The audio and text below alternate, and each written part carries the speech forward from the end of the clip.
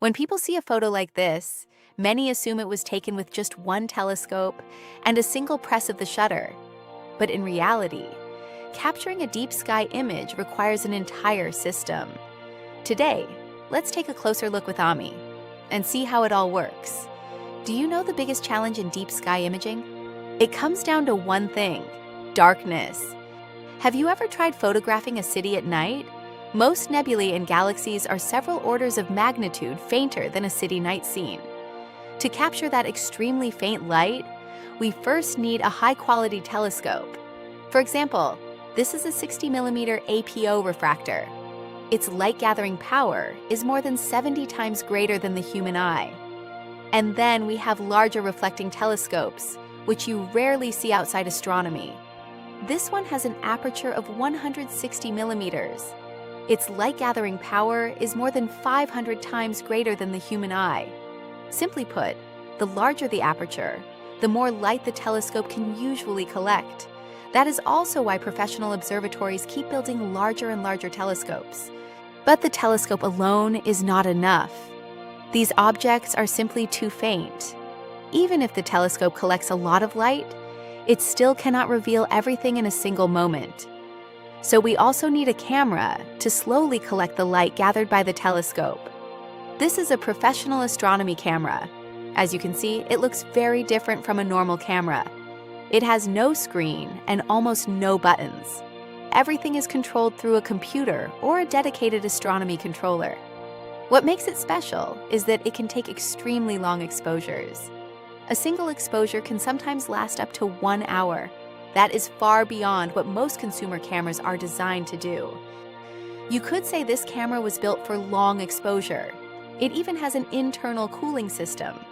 While operating, it can lower the sensor temperature to well below 0 and keep it stable throughout the entire session. This helps keep the image clean and reduces thermal noise caused by heat. Look at the difference. It is very obvious. At this point, we can already photograph extremely faint objects. But once the equipment is placed outside and left running for an entire night, another problem appears. After sunset, the temperature usually continues to drop. As the temperature changes, the telescope tube, lenses, and mechanical parts expand or contract slightly. That tiny change eventually shows up in the images. The stars slowly become larger and less sharp. This is where this small device becomes important. It is called an electronic focuser. It can automatically adjust the telescope's focus and find the sharpest position again. During a full night of imaging, it may need to work several times. That is how we keep the stars sharp from the first image to the last. There is another small component that is easy to overlook: the filters. Beautiful deep sky images often depend heavily on them. Some filters capture red, green, and blue light. Others record specific wavelengths from hydrogen, oxygen, and sulfur. There are also light pollution filters that help you photograph the night sky from a city. Many of the colorful nebula images you see online were not captured in a single shot. They were created by combining images taken through several different filters. By now, we have solved most of the major problems in deep sky imaging. But there is still one more challenge. For the camera, the stars are moving targets. You may have seen photos like this. These curved lines are called star trails. They appear because the stars seem to move across the sky. Of course, the main reason is that the Earth beneath us is rotating. So how do we solve this problem? That is where this large piece of equipment comes in. It is called an equatorial mount. Its job is very simple. It moves the telescope in the opposite direction of the Earth's rotation. This cancels out the apparent motion of the sky and keeps the telescope pointed at the same object. With an equatorial mount, we can finally track one target and expose it for a long time.